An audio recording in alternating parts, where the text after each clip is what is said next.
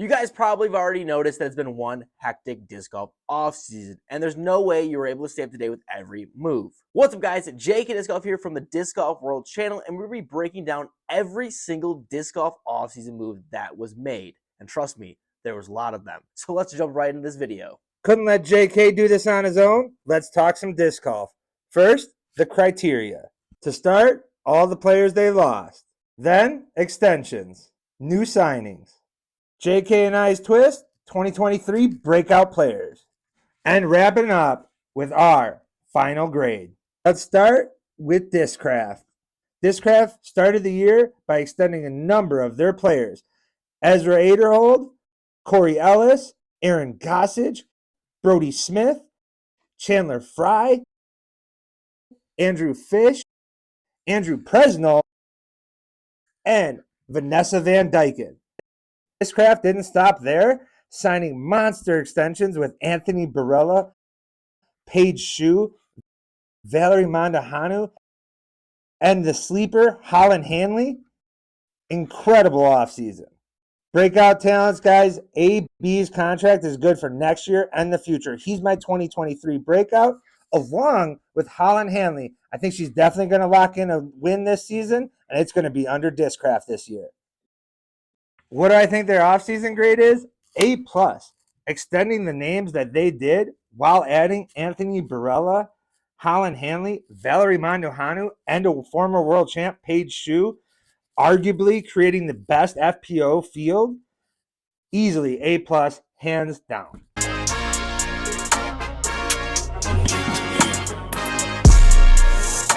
Obviously, following Discraft, we're going to go with Innova, which seems to be another offseason loaded with losses. Well, maybe at first glance. Starting off with the absolute worst offseason loss entirely being Anthony Barella. For the past few years, I've talked about how Anthony Barella is the up-and-coming talent. Starting his life after college, I'm going to assume he's going to go full in on this disc golf career, which only dedicates more time going forward to the best disc golf he's ever going to play. How in any right mind does Innova give up a primetime Anthony Barella? And moving forward with that, giving up an up-and-coming Maria Oliva.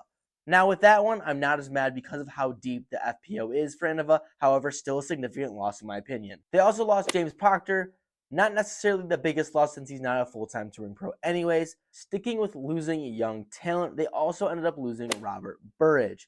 In my opinion, another big loss because you don't know what Robert is going to do, but he's someone who showed success in the amateur field, and who's going to know what he's going to do as his first full tour. Along with that, they lost an asset in Robert Burridge's personality because Innova happens to show none of it. All I can say is this is a good thing for Burridge because hopefully someone will be able to showcase his personality. Despite losing the most players this offseason, the extension of Calvin Heimberg sets the path for Innova in the future, being a top 5 MPO player as well as a top 5 personality. With all that being said, Calvin was also the biggest talk going into the offseason before we knew anything about Simon. I think on that front, Innova did a good job. But they didn't stop with just Calvin Heimberg, and honestly, I'm going to have to pull out my list of sheet to read off all the players for you. Let's begin with the greatest FPO offseason of all time. Jessica Weiss, known talent. Kat Mertsch, great up-and-coming talent.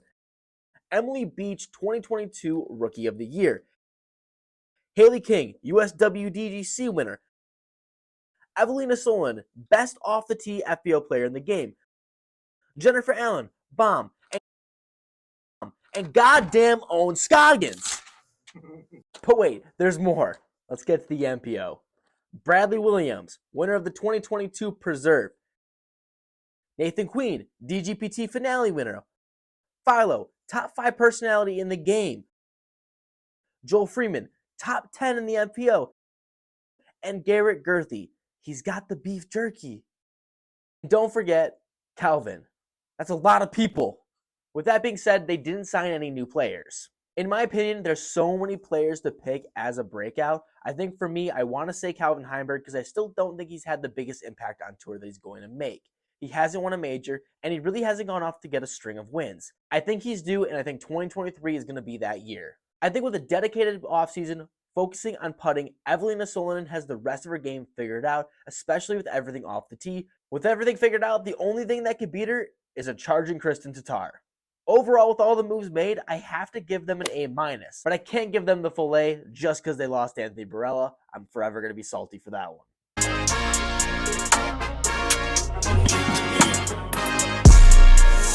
Latitude 64, to have a solid offseason, needed to lock in a main MPO talent to go along with Kristen Tatar. Starting with the offseason, they lost that in the only American player that they had in Emerson Keith. Despite losing the American MPO talent, they did lock in Linus Carlson. For those not in the know, check out his rankings. Solid European talent to go along with the European company. Great signing. To go along with that, signing Silver Lot. Yeah, we knew that was all coming, but where else is he going to go? Guys, jokes aside, great signing, great European talent. Rounding off the last extension, we got FPO player Rebecca Cox. After an improved 2022 season, Rebecca Cox is looking to build on 2023. Latitude 64 signed horseshoe putter himself, Jake Hubenheimer. For me, guys, this is a no-loss contract. Though he may not compete with many podium finishes, his face is going to be recognized along with the company brand on his chest. Guys, I see the potential in Linus, but we all know where the bread is buttered, Tatar. With a lack of a blockbuster name, got to go with C with Latitude 64 here. Despite Jake Hubenheimer's contract being no loss, I don't necessarily think it grows the brand.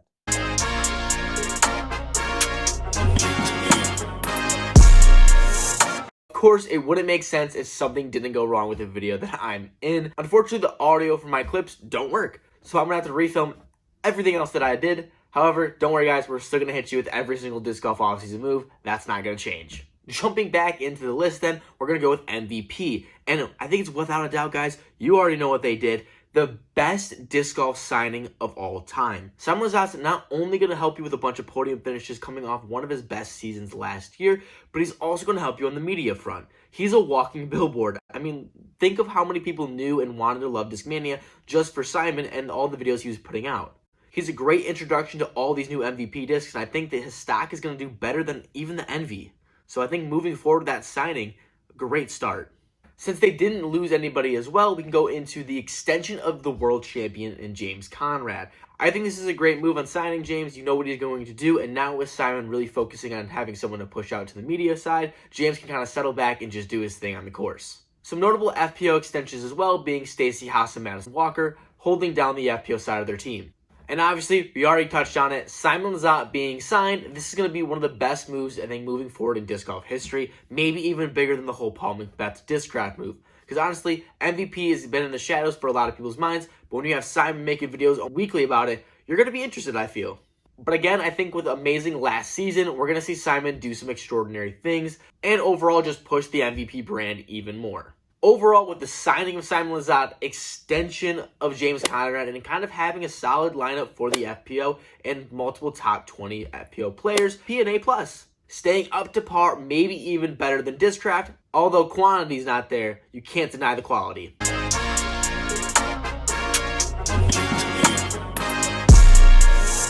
Guys, going into this offseason, in my opinion, Prodigy needed to lock in a talented FPO player. They still haven't recovered from the loss of Katrina Allen. With giant question marks surrounding Heather Young, they needed that talent. Losses for the year, you had Thomas Gilbert. The band broke up with Gavin Babcock leaving, and the no-shocker, Austin Hannum. Thomas Gilbert might have been the most popular player, and even though he's talented, I think the bigger loss here is going to be Gavin Babcock. I think he's a growing talent that might have the potential to get some top 10 finishes. Prodigy's only extension, Alden Harris, 100% agree with it. You couldn't allow him to leave. He's an budding talent, in my opinion. Arguably one of the best backhand approaches, up there with Bradley Williams. Me going into the year thinking they might be an active player in the offseason, they walked away with absolutely zero signings.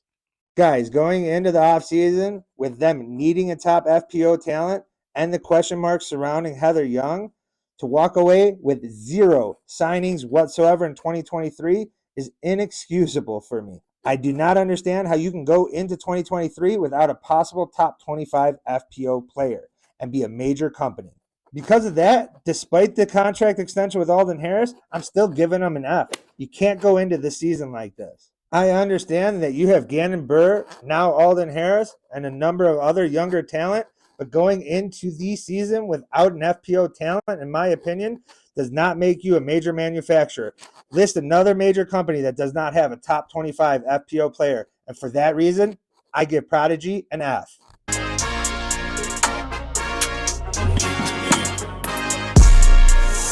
Going into 2022 with a new signing in Valerie Mandujano and having it pay off tremendously, being your best FBO talent, winning 2 Elite Series events on the year, to me, Dynamic should have done everything in their power to not lose Valerie Mandujano. Well, they didn't do that, and to add to that, they also lost 2018 World Champion Paige Sue, and one of the players really making a name for herself with a 3rd place finish at Worlds, as well as putting out amazing content on the regular, Holland Hanley. All 3 of these FPO talent leaving your team, leaving you with Kona Panis, and with Kona not having the greatest 2022 season, it leaves me wondering what's going to happen for Dynamic, especially on the FPO front. And you might be thinking, when you lose your top FPO talent, a 2018 World Champion, and a young up-and-comer, what are you going to sign? And how can the answer be nothing? Now, Dynamic did what Dynamic does and signed the core of their team, being Chris Clemens, Zach Melton, and Macy Diaz. All players who really just been a staple for the brand for many years and will continue to be in that way.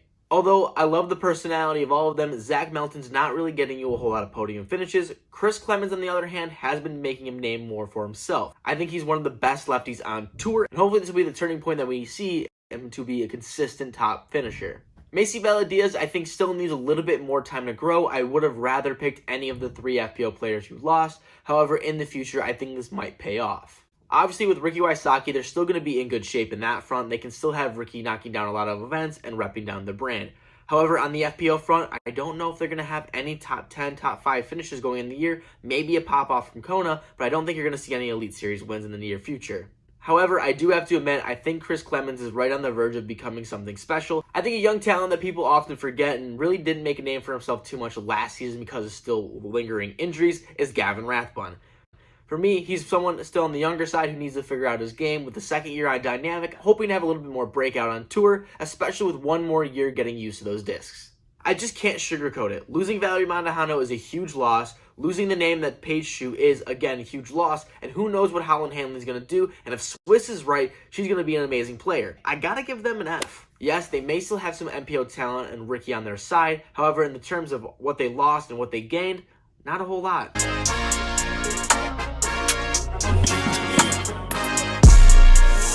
Get down to these smaller companies, obviously the signings grow less. Let's jump into DGA. With the limited player pool to who they have signed, DGA lost nobody on the season. That being said, their top priority was obviously getting an extension with Katrina Allen, which they accomplished, signing her to a 1-year extension. Already better than Prodigy. DGA had 2 primary signings. One, the true caddy, Austin Hannum. Coming off an injury, Austin Turner. Coming over from Discraft, being very familiar with the disc, I'm expecting a decent season out of Austin Turner this year. We know what Katrina Allen's going to do. I think she's going to continually be up there in the top 3 talks. Andrew Marwood has the talent to get an Elite Series win. Does he do it this year? I think he's the best candidate for DGA as far as breakout. You also have Austin Turner. If he could come back from injury, lock in his form, and these discs, I think he could possibly be a young breakout talent. Let's get into DGA's offseason grade. When your number 1 priority is to extend your top player and you accomplish that, that alone deserves a B-.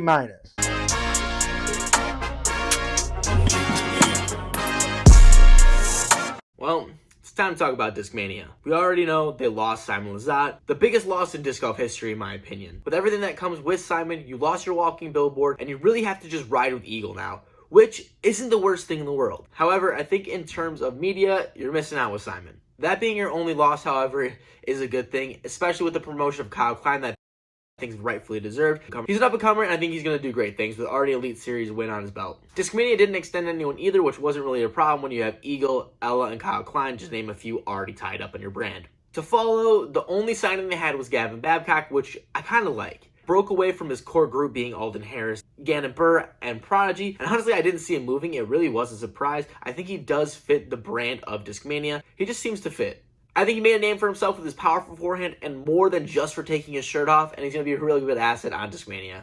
But with Eagle on a full tour, he's going to be my pick for the breakout player. I can say Ella Hansen too. I think she's going to do great things on the FPO tour, but we haven't seen a really attacking Eagle with a forehand and with the determination of now being the entire face of the brand. He no longer has to share the spotlight, and I think he's really going to take advantage of that. You can't deny the loss of Simon Lozano, even if it wasn't their entire fault. Simon did go on to say if Discmania would have offered them the same contract as MVP, he still would have went with MVP, so I can't fault Discmania entirely. However, I'm still going to give him a D- because you lost Simon Lozano at the end of the day.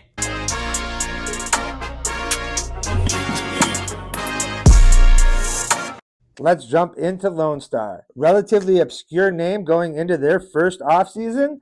Their names seem to be on everybody's lips as far as possibly signing Maria Oliva and Valerie Mandahanu. Being too new to have any losses, Lone Star jumped into extending their premier talent, Chandler KRAMER, who exploded on the disc golf scene with his performance at the European Open.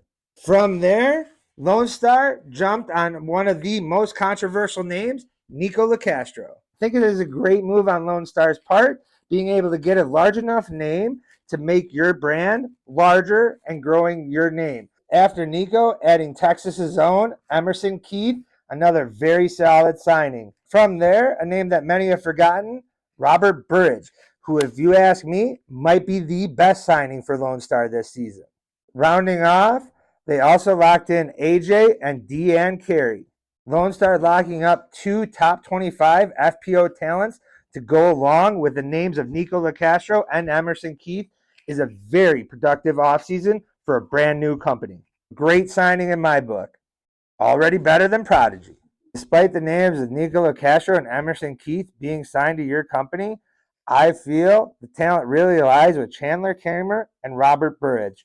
Both of these guys have enough talent to possibly be on the podium, but having a more consistent 2023 with top 32 finishes, I think is a very successful year for them and Lone Star. Let's jump into their grade. Lone Star making the name for themselves, being up there in the community as possibly targeting such large names without signing them is still an absolute win for this company that's only a year in their development. While still adding Nico LaCastro and Emerson Keith is an incredible year. If you ask me, that deserves a B+.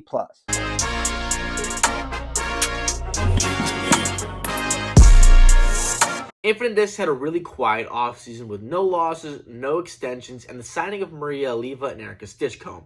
I really like to pick up with Maria Oliva. I think she really showed what she can do last season, especially at USWDGC, and it shows what her game is. I think she was having a great tournament up until that final round where the pressure really seems to sink in. She wasn't able to capitalize then. However, with that being really her first time in a pressure situation, I think moving forward, she's going to be just fine. And already having that little bit of success that she's had, being a top 20 FPO talent, it was a great pickup from Infinite as well as Erica to complement her. To me, for the breakout player, it's simple. I'm going to go with Maria Oliva. I think it's really important for young players when they have a little bit of experience on tour. I don't think they do the greatest. I think most times they don't do the greatest their first couple years on tour. I think especially with the experience that she's had now, she has a little bit more recognition for the courses, what the pressure is going to feel like, and I think her game is going to start to improve from here. Now, she's already a great player, and I think it's going to exponentially go up, so we're going to see what she's going to perform in 2023. Also, being able to throw a mixed bag, I think, is great for both these players, allowing them to throw whatever disc they're most confident in. I think with being quiet and just the 2 FPO signings, there could have been a little bit more done, but I can't fault them for that, especially with the top 20 FPO now on their team. I'm going to give them a B-. I don't think they did bad, but I think they could have done a little bit better.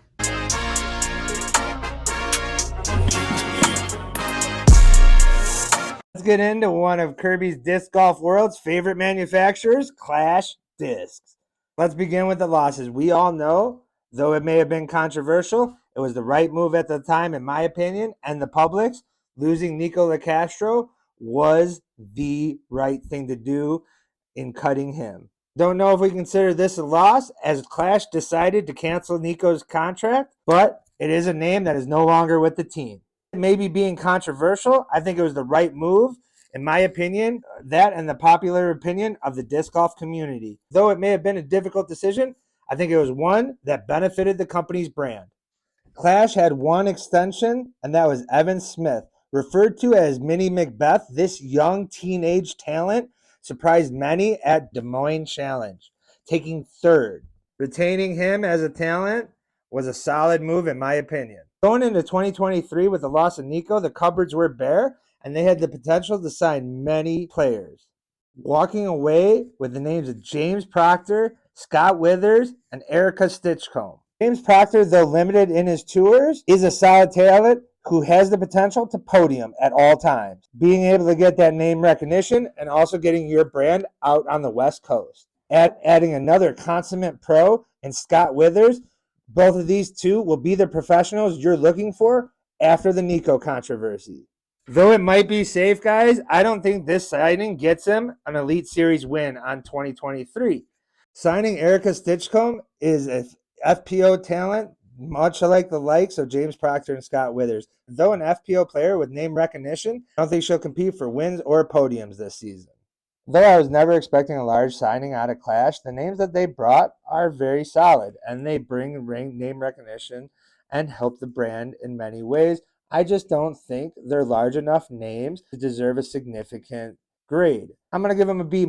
I don't think they're a large enough company yet to compete with some of those names, and the names that they locked up are very good, but I don't think they're significant enough to get your name in the lights as far as with podiums. So we're going to keep them at a B-.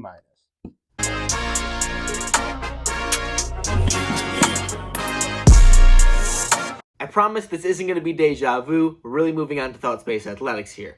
No losses, no extensions, and signing Maria Oliva and Erica Stitchcomb. And I promise they're different than Infinite because they also picked up Thomas Gilbert. I think Gilbert's a sneaky good pick because he's going to be there. He's like, where's Waldo on the course? You see him in almost every disc golf video for some reason, and I think that's going to be good for the overall brand recognition. Also, complementing Gilbert with a top 20 FPO talent in Maria Oliva, you have both sides covered. Honestly, I could pick Gilbert or Oliva for my breakout player, and I make the rules, so I'm going to. I think you're going to see some top finishes for both of them, as well as building on your young brand in TSA. I think they're going to really have, again, pushing your brand recognition. I think also throwing an open bag is going to greatly help both of them as well. For just an overall good offseason for this young company, I'm going to give them a B.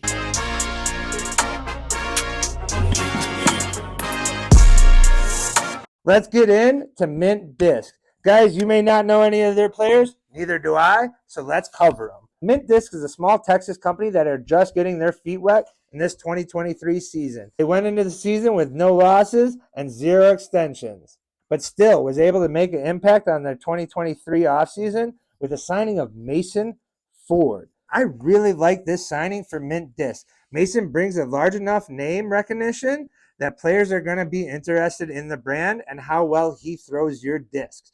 So that accomplished check number 1. I think Mason has a great presence with his social media game, along with advertising that Mint Disc might be able to take advantage of and continue to grow their brand. Along with that, Mason has had wins on the season. If he can get a major win under their belt in 2023 with Mint on his chest, that alone is worth this signing. With Mint being as small as they are, signing a name of Mason Ford with fan recognition that he brings obviously deserves a B+ for how small this company is. I think this is a no-loss brand and a player that they might be able to grow with and attract other players after this season.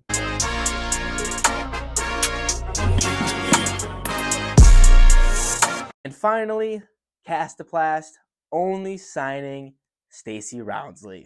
I'm going to give them a C. Unlike Prodigy, they got an FPO talent.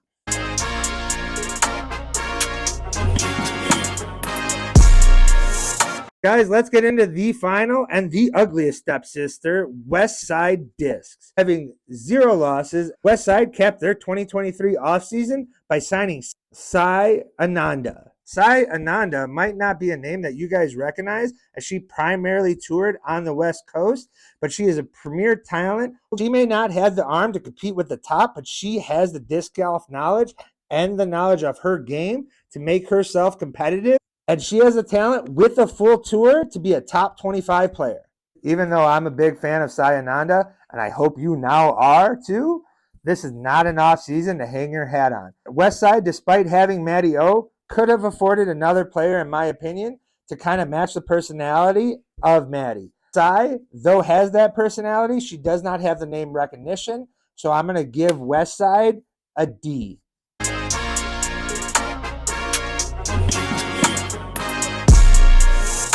And that was every single move that was made this disc golf off season. If you learned something new, make sure to drop a like as well as comment down below a grade on this video. Share it to your friends, and hopefully we'll see you in the next one.